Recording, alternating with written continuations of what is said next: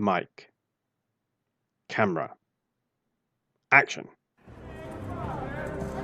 Well, well, well. Luke Hobbs behind bars. Would you look at that? The bent cop got his day.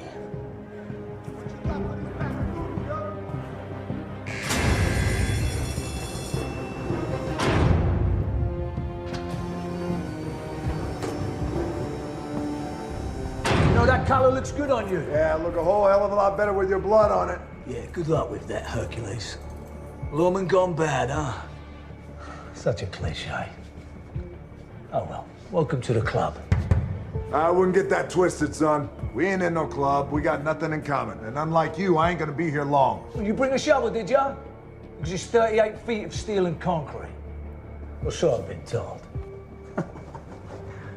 Better get to digging. Wanker. Yeah.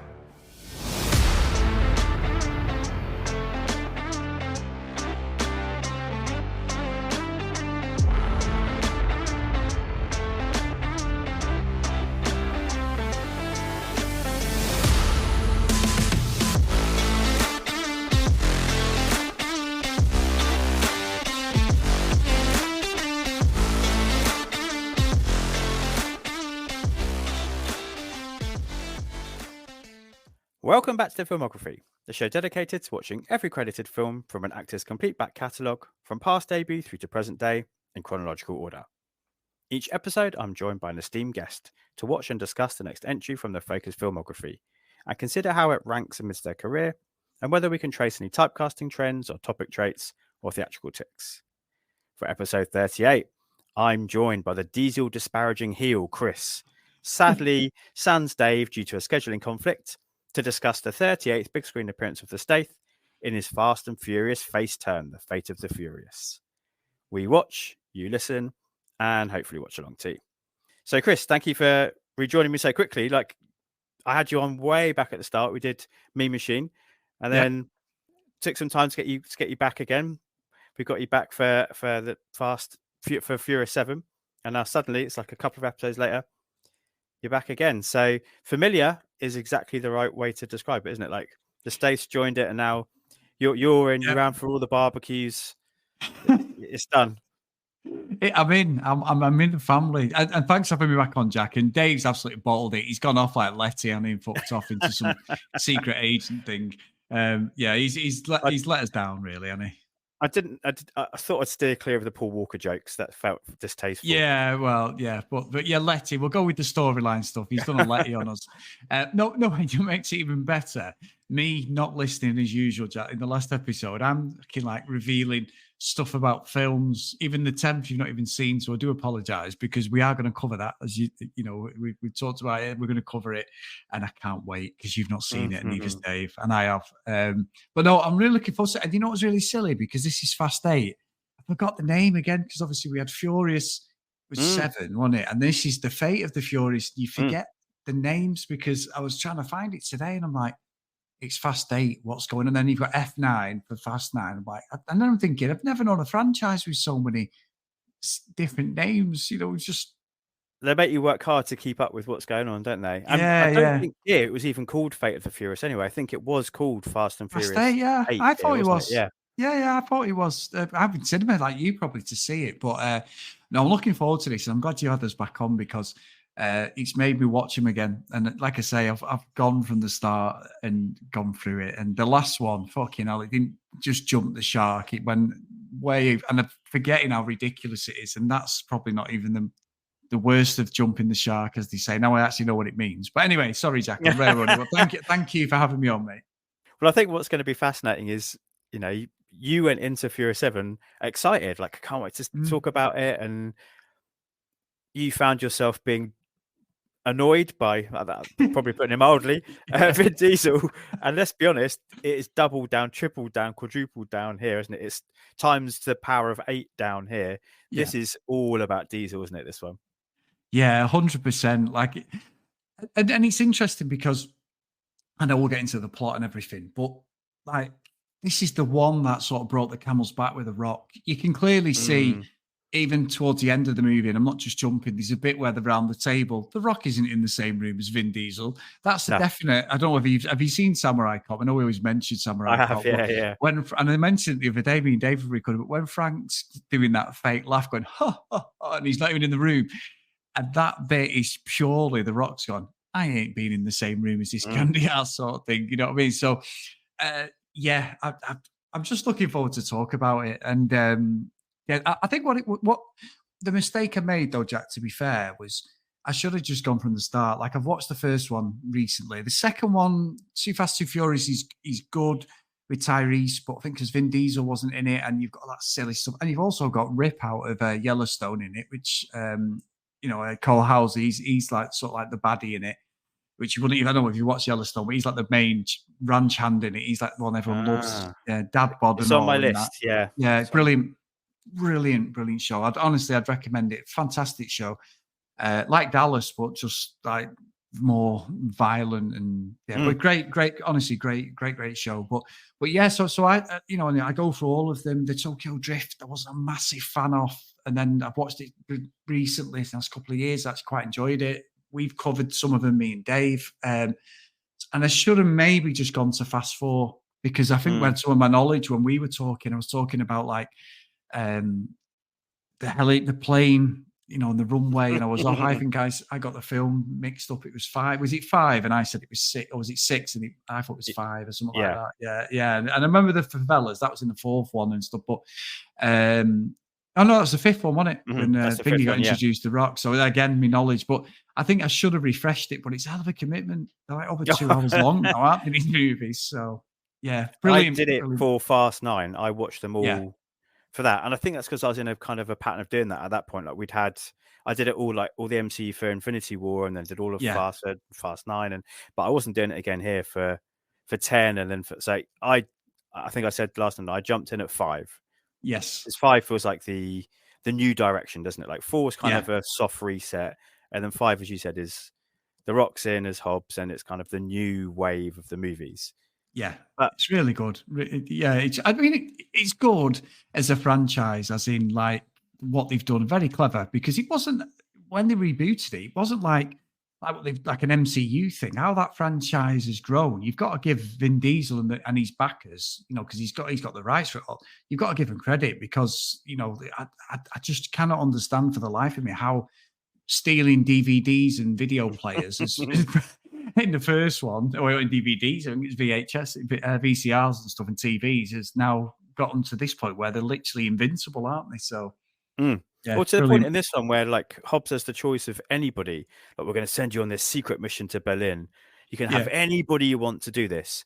I know just who I need. And like he must know spies. He must know like super elite special forces. No. I need Dom and Letty to drive some cars. It's ridiculous. Yeah, it is, to be fair. And that's not the, I mean, even later on with Shaw as well, like his team up. And I think that's why any of the characters that come in, I don't think Charlie Theron, as we talk about the story, but I don't think Charlie Theron's probably one of the only characters who's not redeemed. Everyone who comes into it as a baddie is redeemable, and I've never known anything like it. No matter how heinous they are, even you're going to cover Hobbs and Shaw yourself, aren't you? You were talking about that, and even in that, Idris Elba, there's still a little dangle of carrot, So, and not to spoil it, but you sort of like everybody is bad and then becomes part of the family. I don't get it. I like it, but I don't get it. Oh, it is ridiculous, and it all remains to be seen with Fast X, but I can probably predict where that might go as well. This one is probably the hardest to take, isn't it? Because the line that they have Hobbs and they have Shaw. Once Shaw's been recruited into the team, I know we're jumping over the place, but who cares? Like this movie, it's not really linear. It doesn't really matter the linear story, does it?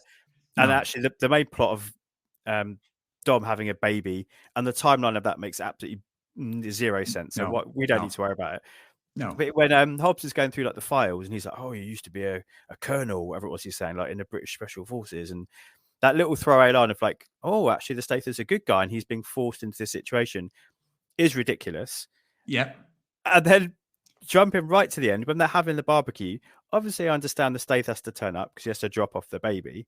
Why he's hanging out and having a barbecue with them and he's sort of sat in the corner to the behind, and like it's so weird, isn't it? It's so weird. And then not just that, and you're right, because obviously if Stath is a baddie, you know, in the last one, what we covered, he's a basically absolute psychopath, and he gives, you know, Hobbs a run for his money, he gives Dom a run for his money. Even though Dom has, you know, super strength and all that sort of thing, you know what I mean? Like, it's ridiculous. But then you've also got the situation where his brother was burned in the last film, left for dead. That's the opening sequence in Fast 6. That's the opening sequence of Fast 7. And he was a good baddie, to be fair. He's Britt Decker show. He was actually good. He's a good baddie. And it's like, oh, hang on a minute. Who do you want to team up with? Tell you what, yeah, let's bring him in. He's going to help them all. Just doesn't make any.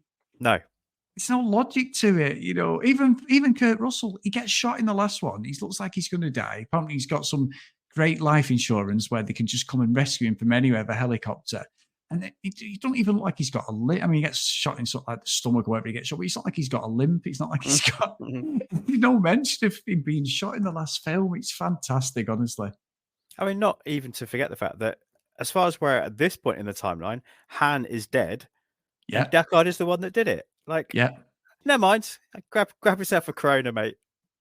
Come and join it. Come and have a fucking shrimp on the barbie. It's fantastic. It is. And you're right. And I think I also admit, we talk about timelines. I got this wrong because I went to see Hobbs and Shaw in the cinema, and I'd never forget it. And really enjoyed it, to be fair. I actually enjoyed it more than I thought I would, because it was just them two. I think the chemistry of them two is brilliant. You know, I actually think Hobbs and Shaw really works. You know, and in the movie, I know like Idris Elba's like some super soldier sort of thing, but as a thing, I think it works. And I mean, to a different film, you even get like Kevin Hart popping up and all that in it. You know, like with the Rock's mate. But I do think that when they're in the prison. And they say, I mean, he goes to Hobbs' footy thing, doesn't he? And the guy's like, yeah. And all the women are drooling over him. And he's like, yeah, go Dragons and all this. And he's like, yeah, but he goes, I've got a mission for you. But if you get caught, you're going to jail. And they end up in jail. And that jail scene, Jack, for some reason, I thought that was in Hobbs and Shaw because I've seen exactly the same. Yeah. Me too. Sorry, carry on. Yeah, but that's weird. No, you're right.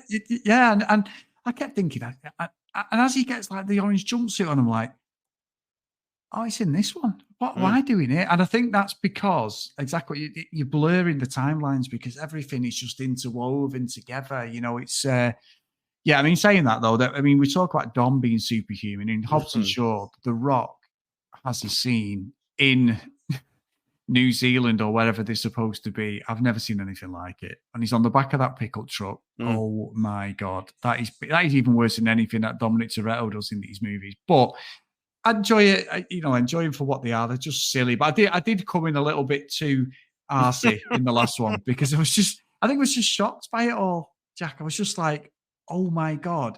I think that time of not watching it and you have that like glasses, like that rose-tinted glasses. Oh, it's a great franchise. It's ridiculous. We all know it should be. Love it. But I was just so flabbergasted by it, like going, oh my God, my head hurts. Like, how does this even work? And he does, but anyway, so yeah, brilliant. I think Seven gets away with it. I think it still has an ensemble feel, and I think that's despite all the problems they had, and they had to obviously film around Paul Walker's death, but I think they do make that enough of a ensemble movie as a kind of goodbye for him, don't they? I think they do it enough there. But I do agree it's becoming the Diesel show. This one though, I mean, he's the protagonist, he's the antagonist, he's like the ultimate savior.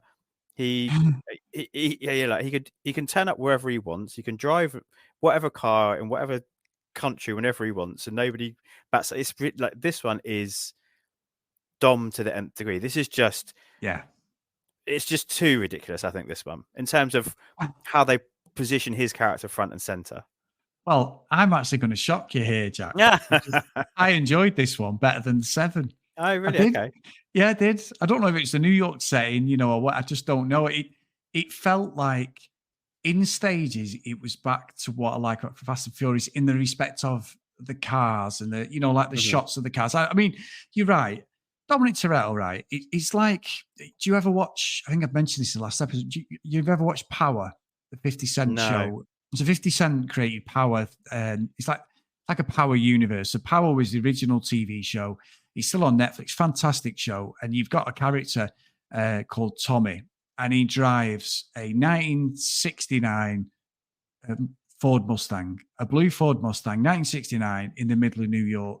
And he does heinous things and kills people and mutilates people. He's a drug dealer. It's just like, he's like one of the main heroes in the movie. He's got his own show actually called Tommy. He's fantastic. He's such a great character, proper arsey New York gangster, blonde-haired guy as well. You know, he never gets caught. But if you were saying like, who do you think shot him? And someone says, well, I saw a blue Mustang driving off. Well, there's not many blue Mustangs in this day and age. Even in America, you know, it's American muscle. These are vintage cars in America. No one catches him. Dominic Toretto's driving around New York after he sort of switched sides, hasn't he? Because he's been blackmailed by Charlie Theron. And he's driving a fucking, I think it's a Chevrolet Chevelle. And it's a black muscle car. And it's mint. And you're like, and it's not a Dodge Charger this time. You're just like, oh, where's Dominic? I don't know. Well, I'll tell you what, where's the rest of his crew? I don't know. Maybe it's the ones driving the fucking £1 million cars down Fifth Avenue and down Times Square and stuff. It's just, that was like in Dubai, wasn't it? They all pulled up in Dubai for this hypercar. But you've got to look past that. But I actually enjoyed this more than the seventh one.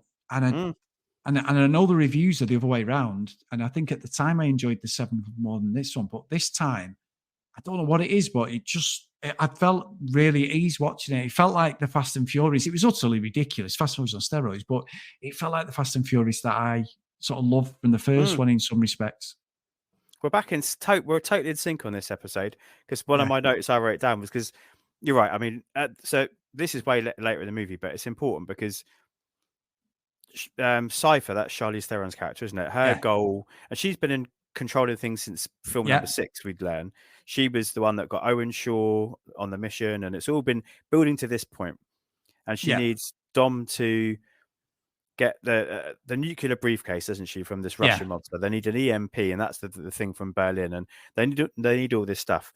And she's already blackmailed him with Elena and his son, unnamed son at this point, baby Dom. I definitely want to talk about the naming of the kid.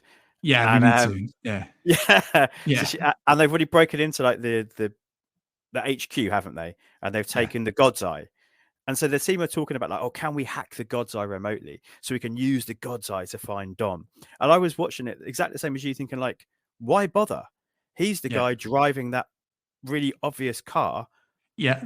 And not just like subtly driving the car, like driving it like Dom drives a car, like too fast, like drifting around corners, like ignoring red lights, just speed, everything. It's that fucking guy. Of course it's him. It's hilarious. I love it. But it does give us one of the best scenes, doesn't it? The zombie car scene, as they call it. Yeah. It makes no logical sense. And the CGI has aged quite badly, surprisingly, for this scene. But in terms of an action moment, that works quite well.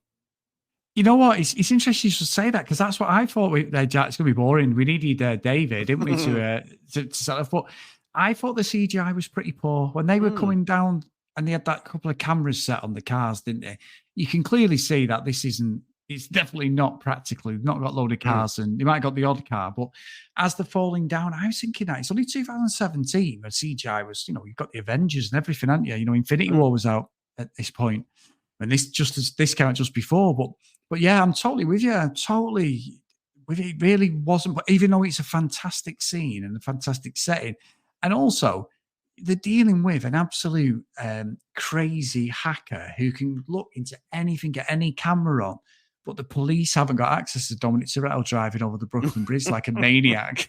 I mean, you're totally right. It's just, it's like the police. How would they know? You know, so yeah, I'm completely on board with that. And I do think the amount of characters, I think that's what I struggle with. I always liked Ludacris's character. I always liked Tyrese's character. I think more I watch them now, like they're just not serious, are they? You know, like they're just not.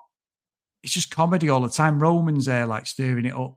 With the girl off Hollyoaks in here, and he's chatting away to her, and he's, are you going to put up with that? Because they're questioning Dom, aren't they, and all this. But yeah, I think it's overkill, but they are the crew, aren't they? They're like, everyone goes to. But no, like I say, it's a silly movie that just gets probably worse, and I'm sure that Mr. Horrocks absolutely hates it. Well, thankfully we've got some words from him, haven't we, that we can share later. Yeah, we have. Amazing. I think it's another interesting movie, like in the way it's constructed too, because it's with us jumping all over the place. Like, you know, again, I don't think it doesn't matter in terms of timelines of the franchise, nor of this film, because this film bloody jumps all over the place as well. Because you get that Berlin sequence right at the start, but you don't see the break, and you just see them trying to get away, which is an interesting choice. Yeah, and then you sort of then you're jumping here, and you're jumping there, and you're jumping everywhere. The scene when the Fast and Furious crew all try to stop Dom, and they fire the grappling hooks into the car. Oh, that looked good. That was practical, wasn't it? That looked practical. Yes. That looked really good as well. But the car wouldn't. I mean, American Muscle Car. There's the old thing in that, like Back to the Future. You know, we're in a DeLorean. If you land on top of that, I think it's a Chevy that this thing, it'll go through us. Like, you know, it'll just rip right through us. But that muscle cars, you know, it looks like it's probably running about 1,000 horse or whatever. I get it, but they are massive cars. They are like. It's no physical way that any sort of physics would dictate that one car could just basically out. It's like wrestling with them all, isn't it? It's just, yeah, make me laugh. It makes me laugh because we're talking about something so silly. It's a movie. We're supposed to like dispel reality. It's just like, what can we do next? I mean, obviously, Dave really needs to watch Fast 9, you know, because the scene in space is amazing. Yeah. So, but yeah, really. And I'm so interested in what you think. We're very close on what we both think of the movie. I mean, is there anything that you hated in it, Jack? I wasn't a particular fan of the opening scene. I didn't think it really added anything. And we had that. Is it Raldo, the character? Yeah, he sort of joins. I don't think there's anything I hated really. I think I felt this time how Dave said he felt watching 7. Yeah. I just felt by the time we got to the end, I just felt a bit exhausted. I was just, you know, we've got this big action set piece at the end set on this like frozen lake.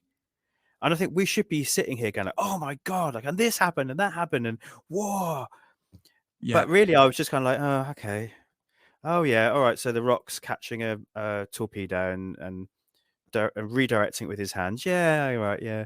Okay. So the submarine's blowing up and Dom's surviving and some cars form a what seems like a Star Wars force field around him. Yeah. All right. These should be like either like, yeah, like, wow, yeah moments, or should be like, oh my fucking God, this is ridiculous moments. But I think I was just a bit worn out. And I didn't feel that way with, you know, Fast 5 with the safes. Brilliant. Fast 6 with the runway. Brilliant. Yeah. It like Fast 7 with the with Ramsey, and they're like passing her around like she's like the nuclear football, like, and they're passing her around in all the streets back in LA. Like, again, really good scene. Here I was just, I don't know how you felt. I just had enough by that point, I think. Yeah, I think you're right, actually. I think as a plot device, because, you know, Dom is invincible, like you say, there isn't much explanation why he's got to turn baddie. Well, not baddie, but they're basically, you know, blackmailing him, are they? And you've got like the guy out of Game of Thrones, you know, this Connor Rhodes guy, the ginger guy. He looks, you know, he's menacing, and he's like, you know, he looks like he can go a bit with Dom if he needs to. And they're blackmailing him. And then you've got Scott Eastwood, who, let's be honest, he's a fucking good-looking bloke. He looks just like his dad when he was young. Absolutely, you know, great-looking guy. He's a bit of a smart ass, and he gives the Rock a little bit of aggro, and he chokes him up and all this stuff.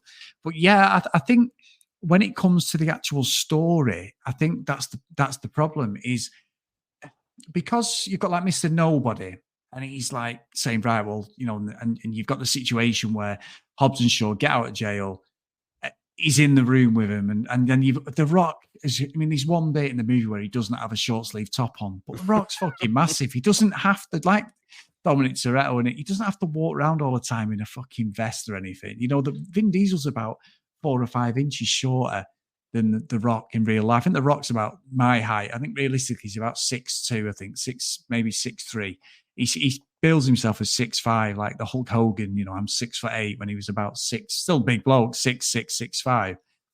But yeah, I don't know with the Rock. He just has to wear the tightest fucking tops, doesn't he, all the time? It's like just Get me an extra small. Yeah, it's like, and what sticks in my head, Zach, is what you said last time, and I'd read it before and I'd heard it before. Is the whole thing about he cannot? Was it you said it last time about he cannot lose a fight in a movie? And it's like, even when Shaw's having a pop at him and he's like, I'm going to bang your head like a Cherokee thingy boy and all this stuff. And it's like, but you're not really going to lose. And, even the rubber bullets, he's impenetrable to rubber bullets. And all right, they're not going to kill him, but they're going to fucking hurt them. And he just bounces them off, doesn't he? So, yeah, like I say, it's just, you've got to dispel disbelief. But I do think I like Shaw's character because he's got a redemption arc. I love a redemption arc in a character. Like where the bad, but they don't want to be. The Dom thing I should have liked, but because we knew he was always going to turn for the good at some point, and because he's being blackmailed. But I did like Shaw in this because I think like he's a maniac, he's a head case, but Statham's just Statham, and I just love him when he is that martial arts maniac, and the way they bill him in this, he's like. I think it sounds silly because you've got The Rock and Vin Diesel, which is completely like superhero level. Like they're like 99 rated out if you're doing top drums. Whereas Shaw's about an 85. However, he's more believable as a one-man army, if that makes sense, because he's not a big steadhead, basically. Let's be honest. The Rock and Vin Diesel are both steadhead. So he's not on gear or anything. He's not genetically enhanced. He's just super soldier, but he trained super soldier sort of thing. So I think I buy his character a lot more than the others in the movie. Oh, you mentioned in the last episode that you preferred him in this film, so that held true watching it. Like, seeing him as Deckard Shaw in this movie, this is the starring vehicle for him within the Fast franchise. You think? Yeah, I think so. And I think it helps that he's good in this, and he's got that redemption when he's with the kid as well at the end, and he's doing all that. He's got him in the baby, he's got the carry thing, and he's on the plane. And he was a bit fucking.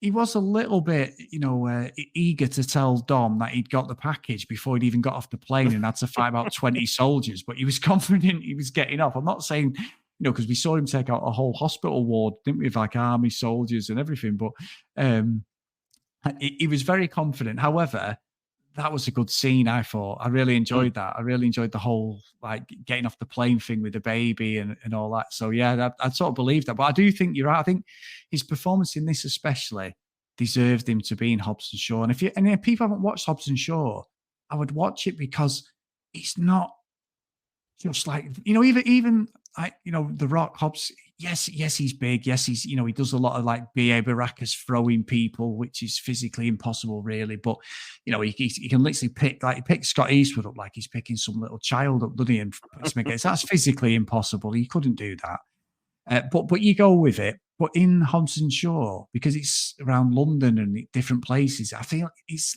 going to sound silly me saying this for a Fast and Furious franchise, but it's more grounded, if that makes sense. I can believe the story. So I would recommend that. I think it's a really good movie. And I think there's a lot of comedy in it that works. I think they're really, really good partnership, The Rock and Jason Statham. I agree. I think it starts here, doesn't it? They've got really good chemistry. And it's interesting that the Diesel Rock schism is happening and they're not getting on. I think you're right. They're not even a single scene together at all. But you can see Jason Statham and Dwayne Johnson really getting on. The chemistry is really clear on screen. It's coming across to us. And Jason and in this, I think I agree with you. Jason Statham gets the two best scenes in the movie, which are the prison breakout scene, which is fantastic for him doing kind of almost like parkour martial arts. Versus The Rock doing, as you said, like the Hulk. Invincible rubber bullets, nothing can affect him. He's just bouncing off him, man. They are. And the plane escape, I think, is brilliant as well. Yes. And I think very deliberately echoing something, like Hard Boiled. I don't know if you've seen the John Woo Hong Kong movie. Yes. Yeah.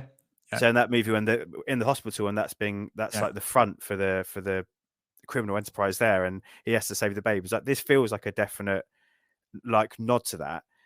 And also it made me think of Face Off as well. Oh, what film?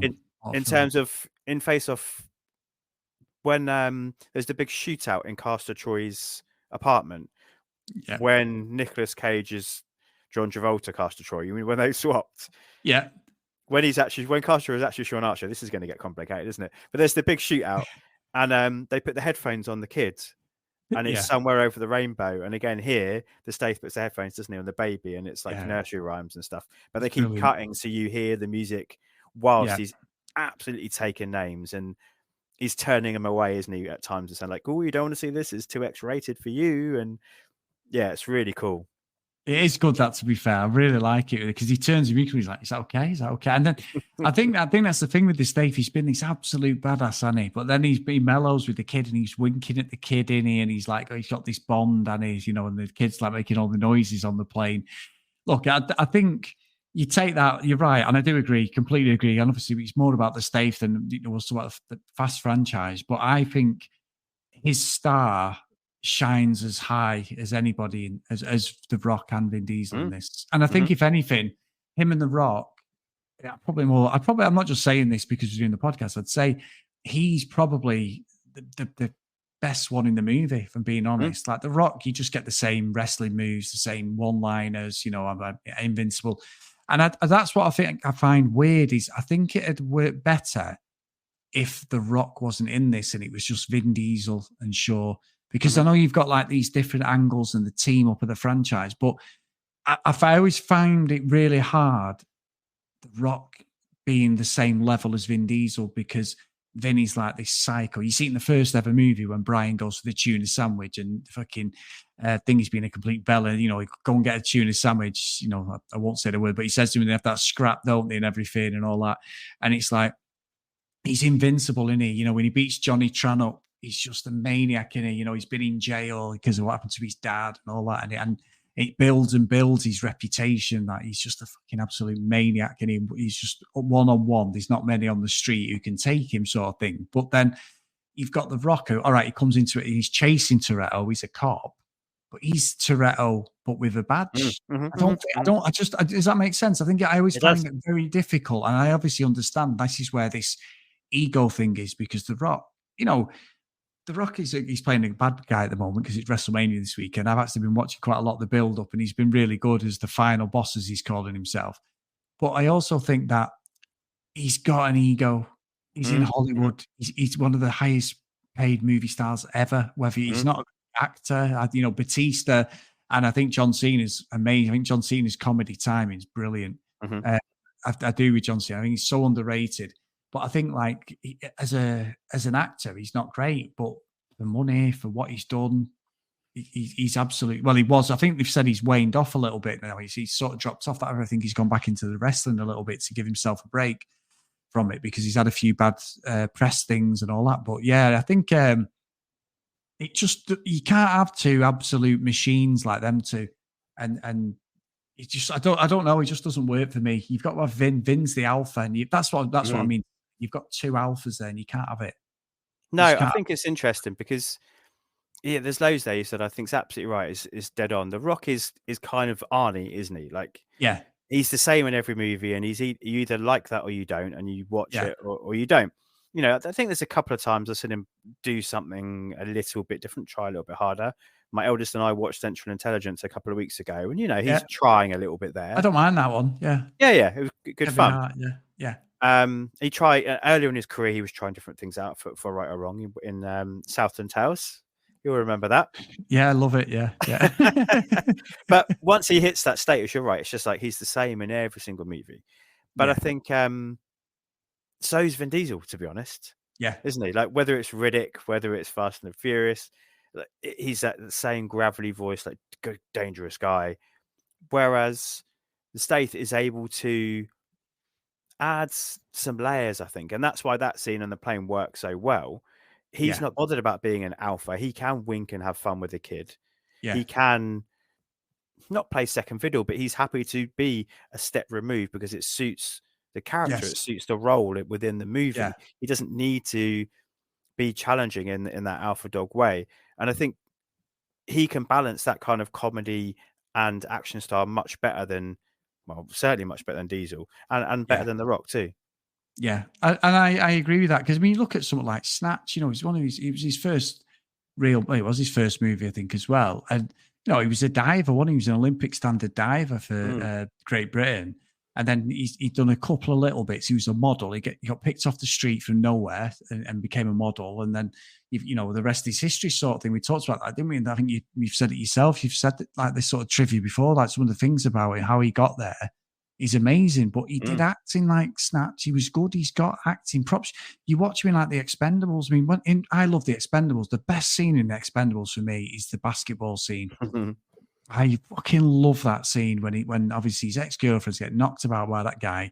I mean, it's a bit questionable. They're all like 40 odd years old playing basketball, like they're about 15. But anyway, he turns up on his bike, doesn't he, and just absolutely takes names. And actually, I was watching, I caught the back end of a TV show, and it was one of the questions was, who plays Thingy Christmas in Expendables? And I'm going, oh, it was on The Chase, I think, or something like that. I don't even watch that usually, but I just caught it's on some game show, and I was like, it's fucking Jason Statham. It's Christmas. He said his first name in it, but I was just like, yeah, it's Statham. But I might have won the million if that had been a proper show there, Jack. But yeah, I think you're right. I think because he's understated. He's British. He's in an American movie sort of thing. I mean, let's be honest, Helen Mirren's accent's fucking awful in this movie. Always had a bit of a thing for her, but no, she's just, it just doesn't work. She's like some really poor actress on EastEnders or something, isn't she, is their mum. But yeah, so I agree. As a character, I think this, for me, he carries the movie. I think in some respects, as we're talking. I mean, I do think that. I think his delivery is good. His action stuff's fantastic. Like, his martial arts and that, he's brilliant. He's one of the best on-screen martial artists for me, definitely. He steals the movie, doesn't he? Because he does go out of it for a large portion, doesn't he? Because he gets killed by Dom in part of this ridiculous plan that he somehow pulls together. He somehow knows this street would have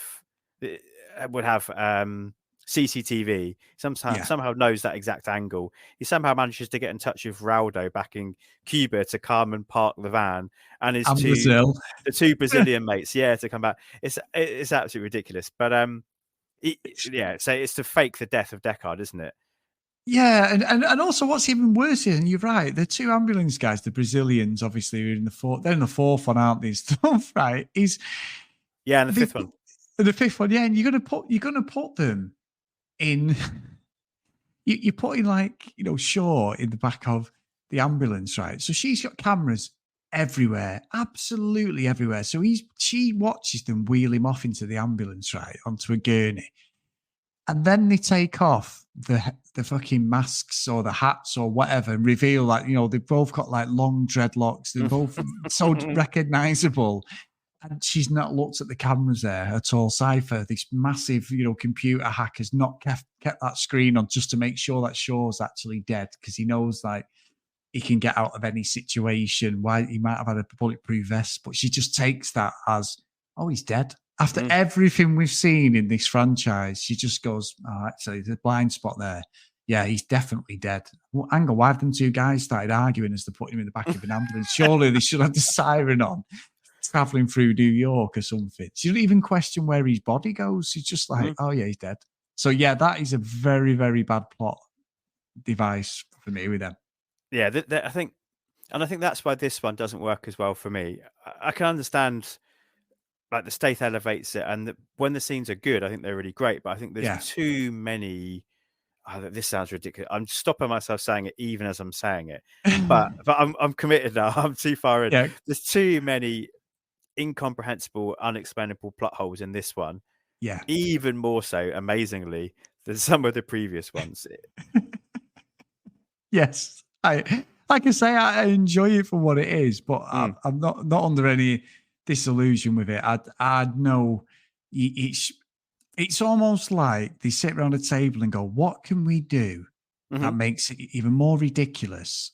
And can we get away with it with the audience? And they can, because it's just the cars are almost like, I mean, we talk about being superhuman, like Vin Diesel, and and he saw one of these. The main characters sort of like bullet scrapes past them. Someone might get shot in the arm, or they have that car flips over 60 times, like it did last in the seventh, and Vin Diesel just like shakes off his shoulders a bit stiff, and just he starts fighting Shaw and all that crap. Whereas in this, I think like with Dom and the whole dynamic of Cypher, you can clearly see that like Letty, they all know from about the middle part of the movie, it's pretty obvious that Dom is trying to sort of send messages to everybody and they're going with it. Maybe not all the team is aware what's going on, but like Letty knows, you know, and she says to Ramsey, she's like, you know, like he saved you sort of thing. You'd be dead if it wasn't for him, blah, blah, blah, you know. So you've got all that. And then also you've got the whole thing of like, well, how, as you said, you've got this age where you can find like the ministers and everything, and like the whole cavalcade of ministers and these different people before the zombie stuff.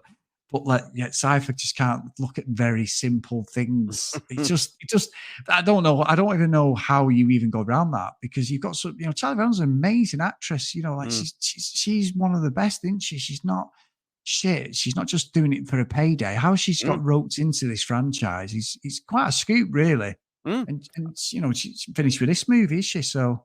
No, I think it's great casting, and I think she's good in the role. I don't think she's asked to do much, but I think what she does, she seems menacing. She seems committed to her cause. As always, she's not Charlize Theron, or you know, she is Cypher. I think she's really good in it, and she is a massive keep. Yeah, I guess by this point, people probably just thought they're up for the laugh of it. I suppose. She was trying different things out, wasn't she? Because she was in Atomic Blonde, wasn't she, around this era as well? That John Wick style type movie, which is amazing. Yeah. So I think she's always been willing to try some different things out. What I'd like is seeing her and Diesel on screen together. Yeah. Because you are seeing Oscar winner, and rightly so, Charlize Theron, and you are seeing Vin Diesel.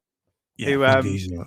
You know, he's good at what he does, don't get me wrong, but he is Vin Diesel. That's all he can do. And she's just acting rings around him. It's amazing. Yeah.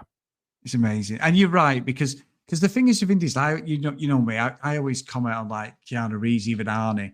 You give them anything more than I mean, we covered Devil's Advocate, to be fair, and I thought Keanu Reeves was very good in that, you know, so I've given him a disservice. Maybe it's just the later films, but he's only got Arnie's the same, or, you know, give him a couple of lines and that's it. Let the other actors and actresses say all the proper dialogue. You just throw in the, you know, he was just hanging around or whatever he's going to do, you know, some, you know, it's whatever it is that has to do. And I think you look at Stallone, you know, has that repertoire in Rocky where he doesn't say a lot. He's a punch-drunk, like boxer, slugger, gets his chance. But as the movies get on, he gets more articulate up until the fifth one, where he just goes full on Rocky 1, doesn't he? He's got the brain damage and he literally reverts back to that sort of like slugger who can't string a sentence. The whole, like, his voice changes, the cadence of his voice, everything. But whereas in like 3 and 4, he's the one who's telling Apollo all these like deep and meaningful. And you look at Rocky Balboa, like, I've got it. It's not in this room now, in the gym. Yeah, but that actual whole speech to his son Robert, I've got that in my gym. I used to have it in here. And that's like something that really sticks with me as a mantra through my life. It's just like, yeah, that's right. You know, you've just got to get up and all that. So I think Stallone gets over, but Vin Diesel's got no acting. I mean, I've watched. I want to cover with me and Dave, and he hasn't watched it. Have you seen Knockaround Guys? No, I haven't. No. Oh, it's a great film. Great film. So it's like a bit of a gangster film, and he's the heavy in it. If like a team of like the 4 mates basically, and he's like the heavy in this one fight scene in it.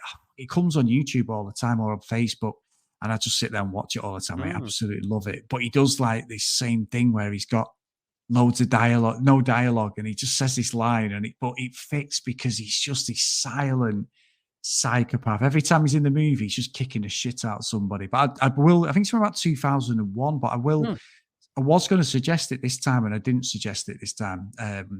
We've gone with a Nick Cage one, actually. Have you seen Red Rock West? Not for a long time, so I'll be rewatching that movie. Yeah, so that's cool, because obviously when this comes out, I think Red Rock West, it'll probably be out, but that's a little preview there, Jack. So you have to get on that. But nice. I rented that and absolutely loved it. Nowhere, because Nick Cage movie, we should be doing Con Air, or we should be doing The Rock, and we haven't. And I've gone straight in with Red Rock West. So yeah, that's what we're doing. So, but yes, getting back to it, you're looking at Vin Diesel, and honestly, his acting's terrible. I mean, and that's what I was saying about the size thing. If you're going off his muscles and he's the big hero, he's the big Superman and everything, then that's fine. But then don't have the Rock there stood behind him looking even bigger and more menacing, So, but anyway, like I said, I've harped on about that too long, I suppose. No, because he has a couple of moments where he has to emote because Elena gets killed in this and seems to be killed outright, which is unusual for this franchise. Yes. Her and Giselle, interestingly, just 2 female characters seem to be the only ones that have been wiped out forever. I'm not sure how much we can read into that, but so he's a couple times he's asked to try and show his emotions, and it's hard to tell how he's truly feeling in those moments, isn't it? Other than angry, Dom angry. He should just do that, really.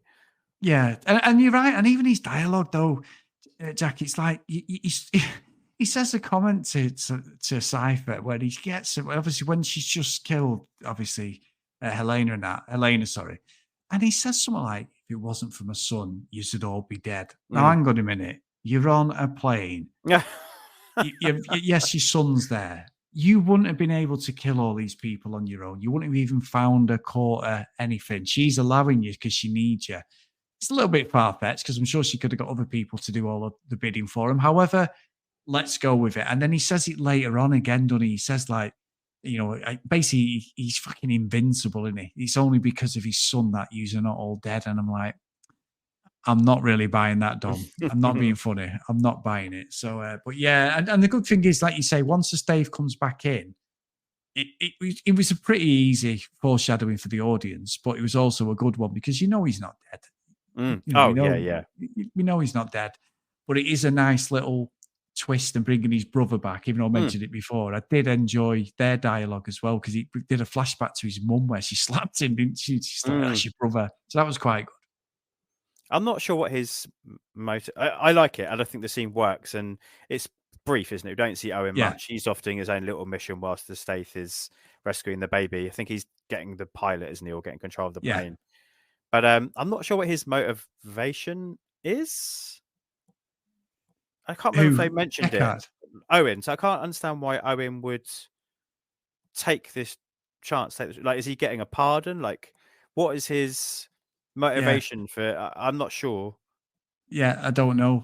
Sorry, I've said Deckard Shaw is his brother. It's Owen Shaw. I mean, Deckard Shaw's actually Shaw. He's Statham. Sorry, well, that's the thing, because if you think about it, in the last one at the start, he'd leave him in the hospital, don't they? And it's like he's literally in a coma, and he looks like he's going to die. He's mutilated. He's got like burns on his body and scarring. And lo and behold, here he is. And even his brother just throws out the old "okay, Scarface." He's just like, just knock a man when he's down. He's all suffering from PTSD where his body's been mutilated. And your brother's there fucking throwing digs in at him because he doesn't look as handsome as he once was. But I mean, let's be honest, the two brothers who look absolutely nothing like each other, not even in the same ballpark at all. You've got obviously, Statham's bald. You've got Luke Evans is fucking full head of hair. You know what I mean? So yeah, brilliant, absolutely brilliant. And it dials up that scene, and then we've got Dom's initial assault upon the Russian compound, and also when Dom is like wrestling when he's biting. That'd be weird. When he's fighting the convoy, isn't it? All of those scenes, we spoke last episode about like it's become a superhero movie. Like all of those to me feel like superheroic. The way like the Shaw brothers flying on their jetpacks is very Falcon, isn't it? And land on a plane. Dom's basically driving the Batmobile in Russia. Yeah, he is. It's ridiculous. Is it? I think it's supposed to be set in Russia, isn't it? But it's filmed in Russia. Yeah, but he's got a Batmobile basically with like an EMP on it and machine guns, and it's crazy. And then he's dressed like Crossbones earlier on, so it really is just kind of like, fuck it, we're gonna own it now. This is a superhero movie. You're right. It's very Triple X in it as well. Some of the bits are like Triple X, like that superhero. He's a surfer dude or whatever he's in that. But it's weird because you're right. It is very like superhero-ish, isn't it? And then also when you look at like his car, I mean, for me, that bit with the submarine, when the submarine comes up, and I thought this is the one with the submarine in it. and it's there going after a minute, and you've got this whole like game of chess between Cypher and Ramsey, you know, turning it on, turning it off, turning it on, and then the doors are shutting and they're fighting people, and the fighting's all good, you know, this all silliness to it. But when he jumps with "this is for my son," when he looks at like Cypher and then hits the wing, because that's obviously where the missile's going to hit the submarine, he'd be dead. He'd be dead. That submarine's going to go up and just take everything out. It's a nuclear submarine. It's just ridiculous. But again, the power of the plot device, them cars have just got so much plot armor around him. It's unbelievable. And he still survives and dusts himself off again, doesn't he? It's amazing. Yeah. Survives the exploding planes, exploding submarines, sub-zero temperatures, just in his medium as well. Just nothing phases him, does it? Nothing can stop this guy. No, he's amazing. And like you said before, like the whole end bit where they're having a barbecue in New York, because obviously the house at this point in the franchise, in the last movie, the famous house in LA has been destroyed, and it was destroyed in the last movie. That's like was always the base where they'd have all of the barbecues at the end of the movie. They'd all have a Corona together, you know, toast it all, see you next year sort of thing. Whereas with this one, they did a whole New York thing, but that bit at the end is ridiculous. You're right. I mean, it's almost like it's like some sort of daytime TV thing where like it's the last episode and the whole plot thing just goes out the window. They're just bringing back old characters, you know, like someone just knocks on the, like Dallas or something like that. J.R. Ewing just knocks on the door. I can have a bit of milk here. Yeah, no, oh, is that Bobby, my brother? And everyone just seems to come back and just is together on this thing. I mean, if anybody who was a master criminal like Cypher, you know, you would maybe aim a missile at that rooftop. But anyway, you did allude to it before, Jack. Go on, tell me what you were going to say about the baby's naming. Well, I don't know. Like, I get it. So it's this. They build it up. I don't know. They build it up and build it up. So everyone's already at the barbecue, and Deckard turns up with a baby and looks like the same carrier that he used to rescue it from the plane. So God knows how long it's been since the plane. It's still in this carrier. And then it's building up. It's building up. Everyone's having their little individual conversations, aren't they? Little get together. Ha ha! Nice to see you all. I know Paul Walker can't be there, but you know, he's not been invited. Neither's Mia. That's weird. Yeah. And there's one throwaway comment earlier, isn't it? It's like we've got to call him. And they're like, oh no, we can't. We can't get him involved. Yeah. I understand they're trying to write around it, but we can call this random dude from Cuba and get him to come. Yeah, all right. Yeah. And the build up is, it's time to meet Brian. And I get it, but it's weird because Brian is still in their lives. They still see him or talk to him. Or so why would you call now Paul? Yeah. Would be a really nice kind of meta moment where in the movie the fans like, oh, okay, that's nice because we've lost Paul Walker. But I don't know what you felt about it. Like they wanted it to be this moment and it just didn't land for me at all. No, and you know what? I'm glad you said that because that's exactly what I was thinking.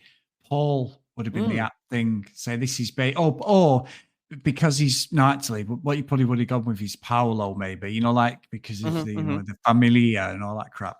Maybe Paolo would have been more apt. But I agree. I think that would have been the one that would have made more sense because it's just weird to call him Brian, even though at this point he's. And you're right, in the franchise, Brian and Mia are still there. He's still driving that fucking 7-seater to school every day and blah, blah, blah. They haven't done anything with him. I still think they should have done something with his character around, like, just, you know, saying he's passed away or something. You just go with it. I know why they haven't done it, but it doesn't, because we all know what's happened, you know, 10 years ago now, you know, 11 years ago with Paul Walker. It's always something that they've never actually closed off. Nobody would be offended. I don't, you know, and I know it might be hard for them, but I don't think anybody offended. I think everybody would understand just putting a full stop and say, well, we're moving forward in his memory. There might be the odd throwback, but the fact that he calls him Brian is just fucking weird. It's like thinking he Brian and me as kid and then calling him Dom. Yeah, You don't do that. You won't do, oh, sure, or what? He just don't do that. It just don't make any sense, does it? No, it doesn't. I don't know. It just feels it's not terrible. It just feels misjudged. I don't know. It's just something about it doesn't quite Yes. Doesn't quite. And you're right. It's going to be really interesting to see if they can resist not doing something with Brian in the. They're saying 11 is now going to be the final Yeah. one, no matter what. I mean, it won't Yeah. be. We know it won't be. But Yeah. it'll be interesting to see if they can resist not getting his brother in and doing something. I think he'll appear in some way. I think they've moved past killing off the character, haven't they? Yeah. I think it's too late to do that now. I think if they were going to do it, they would have had to have done it earlier. But I think as long as somebody that's connected to Paul Walker doesn't mind, and I'm sure they probably don't if they do it in a nice way, I can't see us getting out of 11 without there being some sort of appearance of Brian. There's got to be an AI thing, and that's what they were saying. I don't say I agree with that, but I think you could probably get away with it, because the way like AI is now and these deep fakes, when you look at, like you said, the end of 7, his brother Cody was in there, his other brother was in. His other brother looks more like him, the older brother, but Cody was the one who did a lot. One of his brothers is a stuntman, and they, as you know, they did like a lot of his final bits, and they used like sort of old footage that wasn't in other movies or bits from other movies as well. And I said to you at the time, I still follow his brother Cody Walker on Facebook, because he still does a lot of the charity stuff, the Paul Walker charity, and that he's involved a lot with. So I've always sort of kept that interest, because it was such a sad thing, wasn't it, at the time? It still is.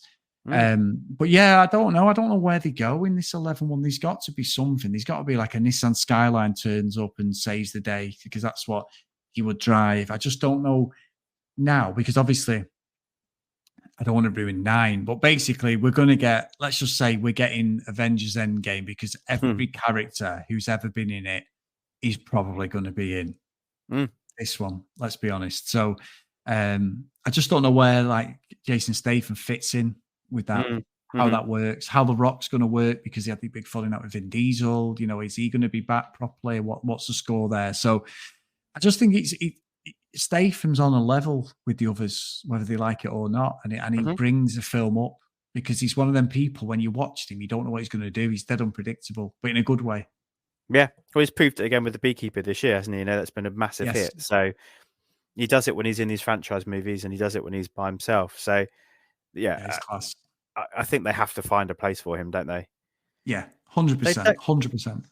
I don't think they have to find a place for Scott Eastwood, though. I mean, I agree with you, handsome dude, but he doesn't have Paul Walker's charisma. I don't, he's supposed to be the replacement, isn't he? Here, but he just he doesn't have it. I don't think. Yeah, no, I don't think. I think the way he comes into it, and then he's just a bit of a smart ass in here, and then obviously The Rock's constantly digging him out, and he's calling him like dead derogatory in his name, sort of thing, like, he's just basically a nobody sort of thing. And then he's around the fucking table. Like, come on. In out by, Deckard Shaw around the table. We don't think Owen Shaw's going to be around the table, because he did more heinous stuff. It's all Deckard. Well, he killed Giselle, yeah, exactly. It's all pure revenge. Whereas Deckard Shaw's now part of the family, and he's like, I knew you'd do it because I looked at you. What do you say? It's brotherhood is something he says, don't he, Vin? He goes, why do you think I was? He goes, I looked at the way you look, and I'm like, oh, fuck off. It's just ridiculous. But yeah, Scott Eastwood gets a free fucking burger and hot dog. Fucking unbelievable. He's wormed his way in there completely. But yeah, I think it ends. It ends as it should, really. We know there's going to be another one at this point. They'd already said they were doing like they said 9 was supposed to be the end, wasn't it? And now they did another 2. Then it was like 10, and then it's like we're going for 11 now, aren't they? So yeah. So no, honestly, it's good. And like I say, purely from the Statham point of view, for the person of the podcast, I think he's probably the best character in the movie. No, I agree, and I think just before we finish off, I think he is, and I think his performance, and he elevates The Rock because of their banter and their chemistry. I agree with all of that. I think he's helped out slightly in this, in that there isn't really anybody else. Like you mentioned, oh great, we've got the Ginger Wildling, okay, but we don't really, we had Kurt Russell in the last movie. That was a big get. We had. I know we're not supposed to talk about it anymore, but we had Gina Carano in Fast for 6. That was probably that was a big get at the time. She was a big name. We obviously had The Rock in 5, and there's no. I know Charlize Theron is the antagonist, but there's no like kind of even like there's no good henchman. Like we had Tony Jaa in the last movie, so I don't think there's anybody who is an exciting addition to the cast really in this other than Thron, but she's too front and center, if you know what I mean. There's no like, oh, and this person is great to have them in it too. Even it was Ronda Rousey, wasn't it, in the last movie? Like, she's Ronda Rousey, Dubai. great. Yeah, with Letty. Yeah, you're right. The fight, and I think as well the whole thing with you were hoping for a big showdown between Connor Rhodes and Dom, and literally when Dom realizes that his son's thing, he just gets out the car, dodges a couple of semi-automatic fucking bullets, takes his gun off him, and then just lifts him up, physically lifts him. He's bigger than Dom, and just does a full-on wrestling rock bottom and just kills him. And I'm like, well, that was a waste of time. I wanted like a little bit of a 5-minute fucking brawl where he'd give Dom as good as he got, and he didn't. He was just, he was all fucking show and fucking and no knickers, basically. There was nothing there, basically. It was very, very bizarre. That was like they were running out of time and went, oh, fuck it, mate, we have to kill you now. It was very, very bizarre. There was a big build-up of tension and like, we're going to kill him, and nothing. Dom just like disposed of him so easy. It was very, very poor the way that was ended for me. No, I think you've hit the nail on the head, though. I think we haven't got time for this. We want to get to the next bit, so let's get this over and done with as quickly as possible. I agree. Strange. But what do we know? 1.236 billion box office. I saw that. Unbelievable. I know, man. So I think this is the second most successful one after number 7, isn't it? And it's sort of been tailing off a little bit since then. Yeah, I think the next one's about 740 million or something at the budget. Okay. So it's still made about 500 million, but but yeah, they made like $1 billion on top of the budget, haven't they? So you can't argue with that. That's amazing, to be fair. So Vin Diesel's never going to need to borrow any cash off anybody anyway. Hell no. I mean, I don't know how much other people are getting paid for this, but we know The Rock's paychecks have been 20 million plus for a long time. I'd be interested to know how much somebody like the Stath gets, because he's third billing here. Yeah. So despite him being out of this movie for quite a significant portion, despite him being a new addition to the franchise, he gets pretty high billing. So they do know what he's bringing to the table. Yeah. Yeah. It's a lot, isn't it? He must be on 15 plus, I reckon, don't you? 15 million? Oh, easy. Yeah, easy. Looking at it, I've just reading some of the stats. They said like 2017, it was 1.5 billion in ticket sales for his movies. His career through to 2007. That's unbelievable. And it's, we haven't even had either of the Megs by that point. Yeah. Meg's fucking brilliant. The second one's amazing. Now, that is a Dominic Toretto levels at the end of the second one. What a movie. Absolutely. I love them, honestly. They're great fun. Fucking brilliant. And he doesn't care what the reviews they get. They're fucking brilliant. I love them, honestly. Such good films. All right. Speaking of reviews, should we listen to what Dave had to say? Oh, do we have to? Well, it gives you a chance to retort, at least, because you can't do it in person tonight. Go for it, mate. So as we know, he initially sent us a gift, didn't he, saying this is hot garbage. Yeah. And then he decided to give us some deeper thoughts, didn't he? So he says, this movie is really quite bad. It's actually Days of Our Lives with cars. The nonsense start on Cuba to give us a bit of conflict and some random criminal with a heart of gold to somehow appear later. Ugh. The action is obviously good and the shots are good, but the heel turn from Toretto was soap opera stuff. And my word, apparently getting behind cars protects you from a massive fireball. This is a big step down from Fast and Furious 7. One thing, though, that was interesting was the prison break scene, which seemed very much like Deadpool 2, which came the year after. I hadn't even thought about Deadpool 2, but that's a great shout. Yeah, I hadn't. You know what? To be fair, I think Dave's review is actually fair. He's still a bellend, but yeah, you wouldn't expect anything else. I mean, not to slate him, but no, I think that's fair, especially the Days of Our Lives. And that's what I loved about this, Jack, because I know what's coming in these movies. And I know we're not going to be covering the 9th one because the Dave's, spoiler, but he's not really there. But he's got to watch that because he's a completionist now, this young David. So, old David, actually, because he's older than me these days. But older David is going to have to watch the 9th to get ready for the 10th. And that's exactly what I want to hear. This is why I'm looking forward to it when we cover the 10th one, because I can't wait for yours and his reactions to the whole movie. I mean, brilliant. Correct me if I'm wrong, 9 has got the magnet car scene, hasn't it? And that is brilliant. Yes, that is good. Okay. That's very good. Yes. Yeah. I'll say no more.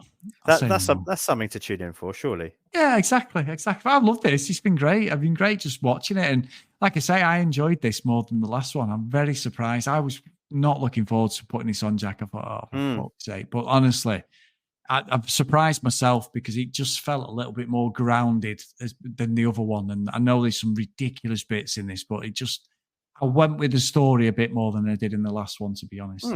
I'm glad. If you indulge me, I'll read a couple of quick letterboxd and I'll get a review and then we're done. Okay, Savannah says, there's 2 good parts in this movie. The first, when The Rock says, "Keep waiting, bitch," an immaculate line reading. The second, the action sequence featuring Deckard Shaw and their baby. It doesn't belong in a Fast and Furious movie, but it's amazing nonetheless. Everything else should have been scrapped for parts. Not a fan. How dare them? That's amazing. I mean, I always tried to get a range, and that was a 1-star review. And they, Lou Shoemaker, he says this is the movie where the Fast and Furious franchise starts to just feel like Vin Diesel's fan fiction. I love that he loves his characters, but it really hurts the movie when he sucks all the air out the room. It's not just that he's somehow both the protagonist and the antagonist, it's that the rest of the team is borderline incompetent without him. He takes them all out single-handedly halfway through the movie and then saves them all single-handedly at the end.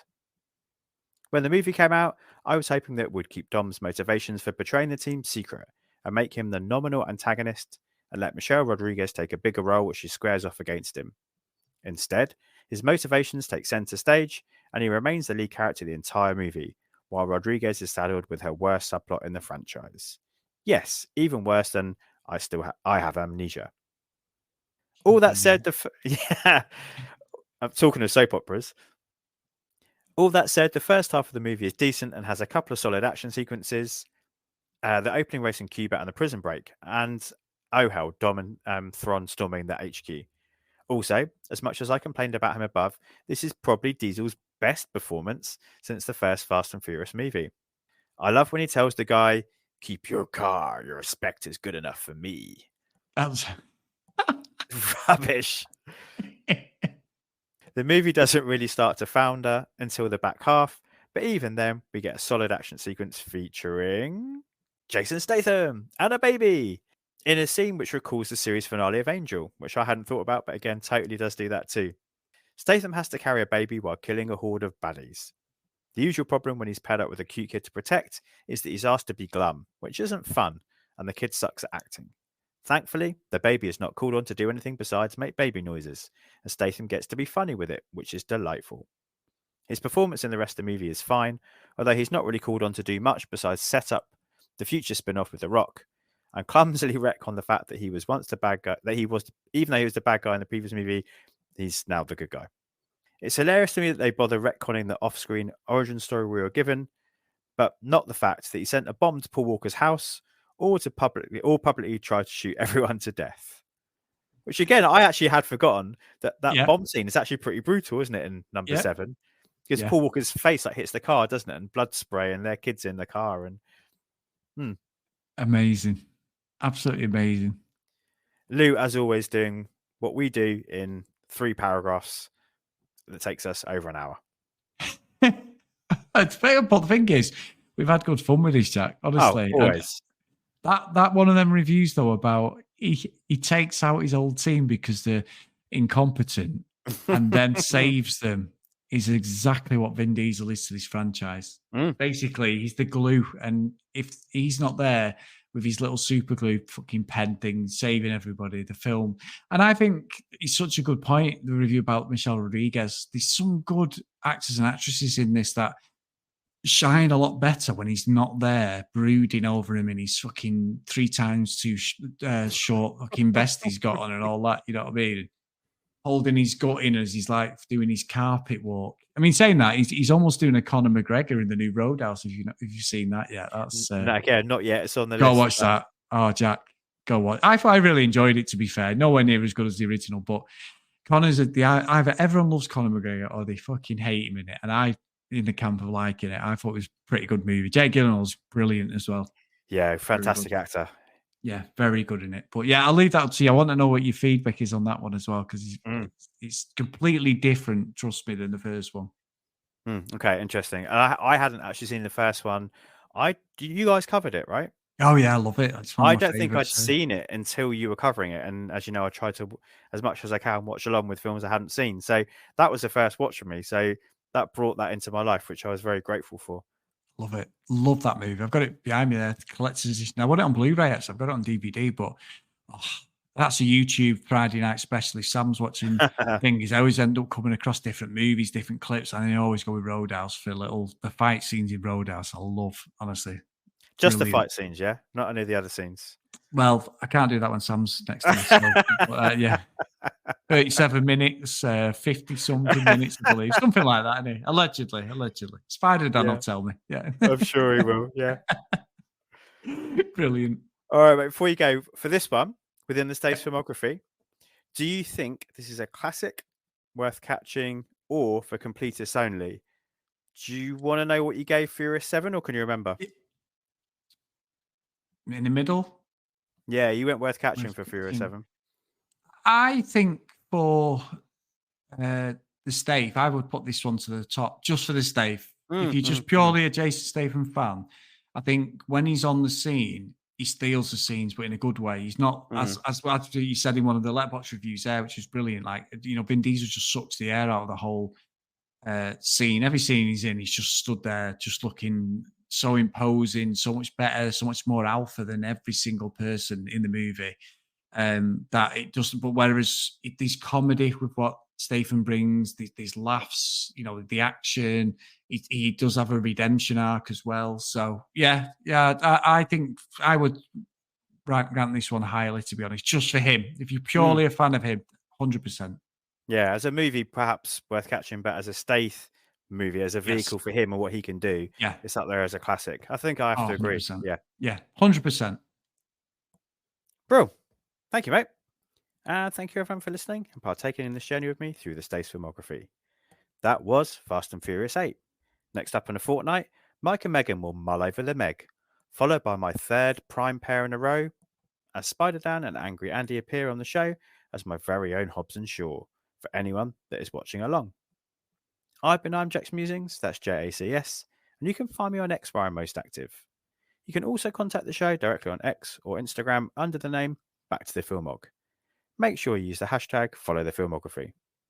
I'm also a proud member of the Comics Emotion family, a super place full of the world's greatest people, dedicated to bringing you podcasts and a variety of geeky topics. So, please make sure you take the time to search, subscribe, and rate our shows whenever and wherever you listen. Until next time, be excellent to each other and make sure you take the time to treat yourself too. I am Jack signing off. Yippee-ki-yay, movie lovers.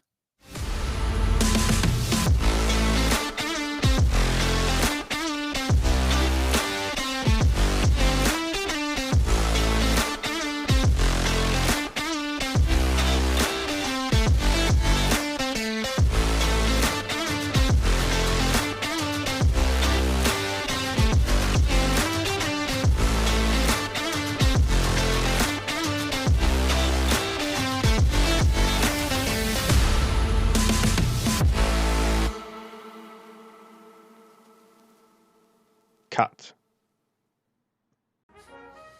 Well, that's going to do it for all of us here at Channel 4 News. You stay classy, San Diego. I'm Ron Burgundy. Damn it! Who typed a question mark on the teleprompter? For the last time, anything you put on that prompter, Burgundy will read.